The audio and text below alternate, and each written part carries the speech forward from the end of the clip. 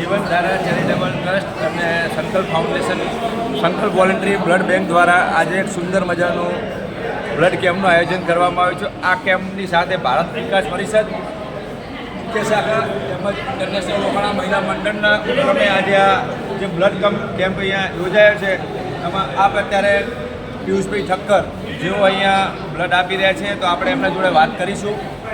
પિયુષભાઈ, તમે અત્યાર સુધી કેટલી વખત બ્લડ આપ્યું? 15 વખત આપ્યું છે. તમે અત્યાર સુધી 15 વખત આ બ્લડ આપવાનો તમારો મુખ્ય ઉદ્દેશ શું? બ્લડ આપવાથી લોકોનું જીવન બચી શકે. આપણી બોટલ એક આપી લઈએ તો લોકોનું એક જણનું જીવન બચી શકે. આ પિયુષભાઈ અત્યાર સુધીમાં 15 વખત બ્લડ આપ્યું છે. એમનો કહેવાનો મતલબ એવો થાય છે કે જ્યારે પણ કોઈને ઇમરજન્સી બ્લડની જરૂરિયાત પડે ત્યારે આ બ્લડ આપવાથી લોકોનું જીવન બચી શકે છે. કઈ પરિવારોના માણસો પણ અહીંયા બચી શકે છે. લોકોને આ બ્લડ આપવાથી અત્યારે ગરમીના મોસમમાં બ્લડની બહુ જરૂરિયાત હોય છે. લોકોને બ્લડ આપતા પણ લોકો ડરતા હોય છે, પણ આવા કપરા સમયમાં આવી ફૂલ ગરમીમાં અહીંયા આ જે બ્લડ કેમ્પનું આયોજન કરવામાં આવ્યું છે, તો આ દરેક સંસ્થાનો અહીંયા આભાર માનું છું. જલારામ બાપા કી જય.